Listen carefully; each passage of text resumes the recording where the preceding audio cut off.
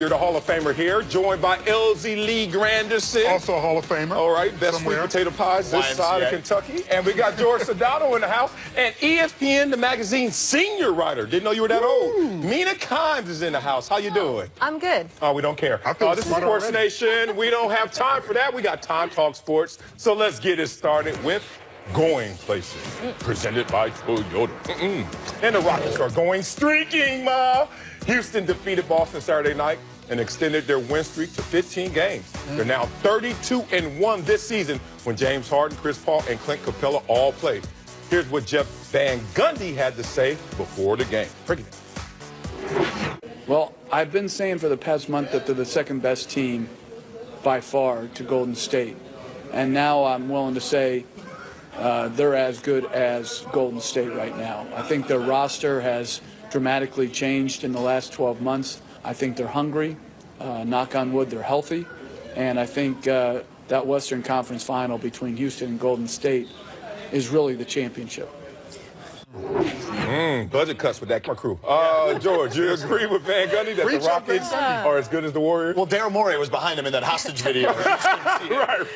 Dang. The key word is right now. Right now, they're just as good as the Golden State Warriors. Offensively, they're at a historic pace right now. I mean, we're talking about one of the top offenses in the history of the league, only rivaled by the Warriors. Yes. And, of course, the 86-87 Lakers, Marcellus. Of course. Here's the part no one is talking about is defensively. Now, the Rockets have given the Warriors all sorts of fits defensively with their switching. They're scoring .88 points per possession, which is way lower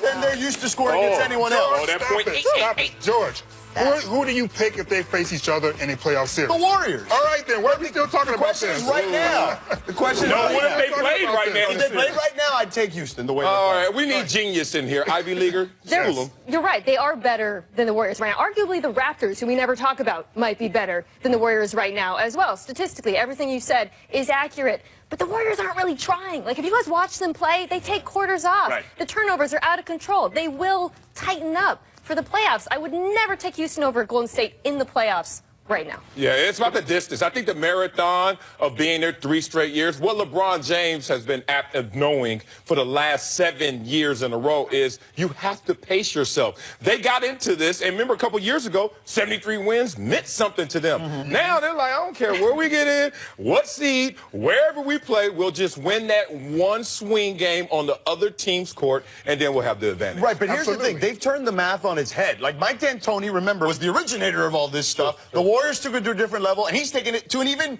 deeper level with the threes. And again, defensively, they're good, man. They're not the typical D'Antoni defensive team. Once again, the question becomes, if they face each other in a series, who do you have? Because I still think the Warriors on experience. Who cares about all these But we got a real series on our hands. No, we don't. You know why? Because that team, the Golden State Warriors, is simply just too talented for this team, the Houston Rockets. They might be playing well enough against all the other teams, but they have 4 All-Stars. They have 2 guys that have won MVPs. They have another guy in Klay Thompson that we forget about who's probably the second greatest shooter of this generation. But they've created doubt. Right, and doubt and depth. You haven't talked about the depth. The depth now has swung to Houston. Houston has a deeper, more talented roster. Not as top-heavy as the Golden State Warriors, but talk about when those guys are sitting on the bench or subbed out. What's going to happen in the moment? Anytime I've ever seen all 4 of their All-Stars sitting out at the same time, the game is over. Well, not all at the same time. Well, you asked what happens. But you bring in defensive specialists, you bring in role players that know their role. The margin is so thin, though. I mean, we know when Houston's big 3 plays, they're 32-1, and more importantly, they're 2-0 against the Warriors. So how can we say, oh, it's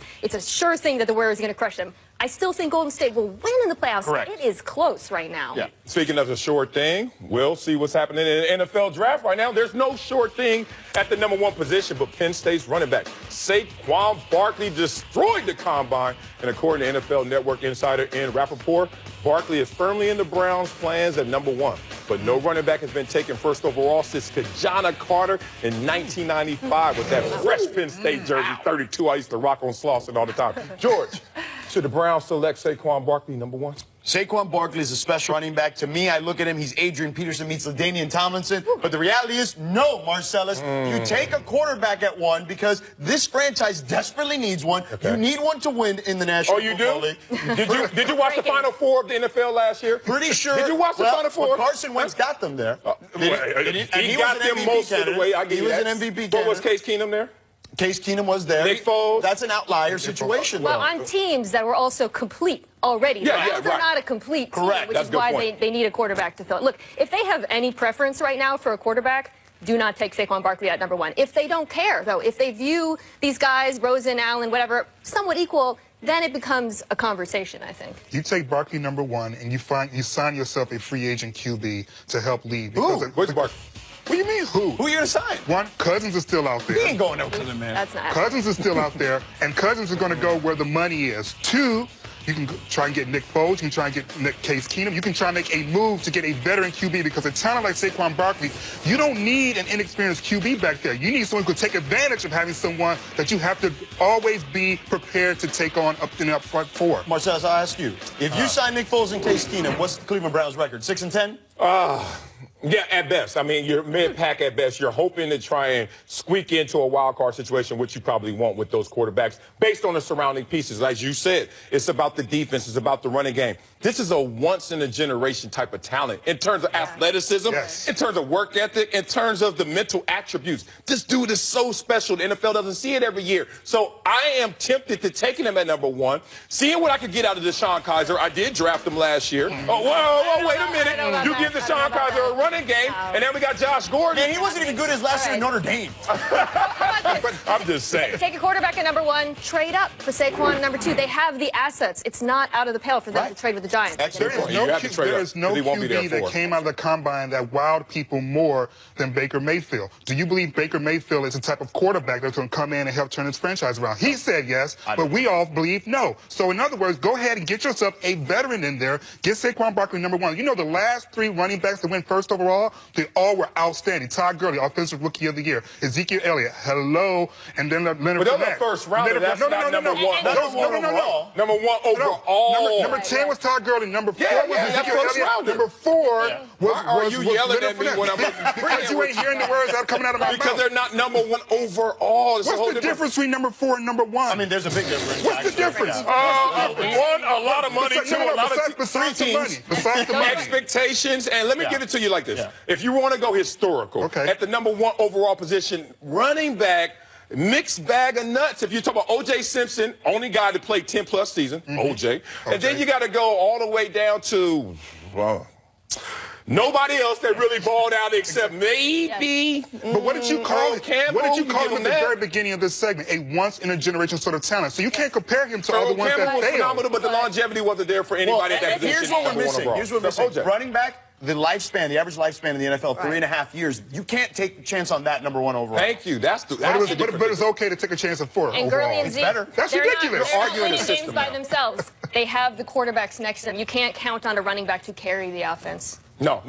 You need defense. You need a quarterback. They need each other, first of all. Yes, Let's respect yes. that. But in this situation with Cleveland, it's weird because some people are looking at their roster saying you get the quarterback, and all of a sudden this can flourish into a 6-8 win team. You get the running back, chances are you're still a hopeful 2-4 win Which is team. why I think it's Stack important boxes. that you go ahead, you get the running back, and then you back him up with a veteran QB, not an inexperienced QB as a rookie. I like Nina's idea. Go trade up. You got 1 million picks. Go ahead and go up to number 2. Yeah. Trade Maybe up to in get the what you can second get round. number 1. All right. Send them all.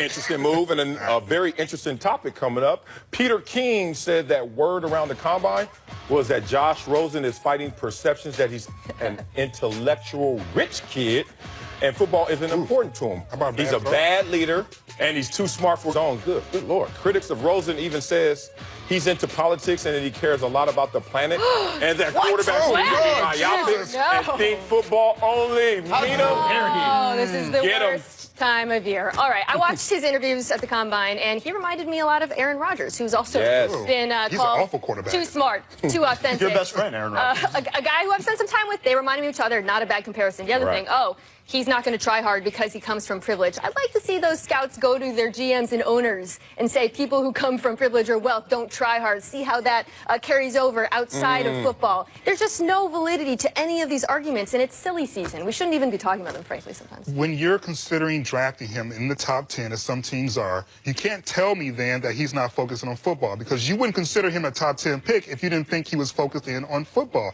This is just simply March conversations. And they don't get picked until next month. So we're going to hear all kinds of things about him not being good enough, being too smart. Then all of a sudden he's going to have his pro day and we're like, oh my God, he was the greatest quarterback that ever existed. This is a conversation early March. Talk to me come April. Let me ask you a question. What does too smart, too rich, all that stuff have to do with him actually playing the game of football? Nothing, okay? We've seen how he plays and how he performs, as you pointed out, LZ. And here's the other part of the equation. Peyton Manning and Eli Manning came from rich families. I'm listening. Like, what happened there? Like, why didn't they get this particular label? Because they didn't have a hot tub. Oh, there you go. That's basically what it is. Yes. It's interesting because knowing Josh Rosen and knowing people on the staff, so I had the chance to hang around him more than the average person. He's not cocky. What he is a person who believes in who he is and his way and is going to express that. Now, if you're uncomfortable with your way, or if you need someone to validate that I came into the room, say hello to me, he's not your guy. He's not going to walk up to you and say, you know what, I'm going to make sure that you feel special in this place. That's not cocky to me. I play with a lot of guys who say, hey, I'm going to do it my way, and it's okay because we're going to cooperate and work together in that. So I think he's just been mislabeled. He's not the guy that's going to walk in and say, hey, how you doing? He's not Russell Wilson. Like, oh, I really care how you take this. No, he doesn't care about that. But he does care about the damn game of football. And as you guys said, a lot of affluent people have come to the game and still had a great desire, as well as a lot of guys who faced adversity or in poverty didn't even want to play that hard. Kobe Bryant didn't come from the hood. I think his motivation was just fine. I mean, there's so many examples. It's ridiculous. Yeah, Roger Federer didn't come from the hood. He's number one in the world. I guarantee you some of these comments are coming from teams that want him and are trying to create smoke, because that is what happens this time of year. Yeah. Every year like clockwork. It is. It's poker season right there in NFL. And let's get the 3 jeers. And the first jeer is for Nerlens Noel. Just him, not the whole franchise. Oh, man. Noel cannot complete the That's not Trust the process. What? He was part of the process. That's why they got rid of him. Can't trust him. No. Yeah, factually correct. Like number 1 overall and number 4 overall. Not factually correct. 2 jeers for Peyton Carter. Oh, 2 first names. Go ahead. Oh, get it. Oh, Wow. Now what's funny? Oh, it's stepping into this situation. Get that. My money. Oh, shit. I can't be a lover. In the NBA, they'd be like, clean the floor. What happened? 3 jeers for Clint Capella. Celtics, Rockets. They'll lose to the Warriors. They're done. That's That's it. the Warriors looking at like, going, we got Yes, this. I take back everything we said in the first segment. Did Kevin Durant say that's all you do? Clint Capella is dunk? Yeah. Now you ain't dunking? Oh. Get it right. Coming up next, Lakers on a 5-game winning streak. What? And Lonzo is balling. Are the Lakers becoming a free agent destination more than they already were? Outside there, this is Sports Nation. Yeah, the thing is not right. Yeah, I'm feeling.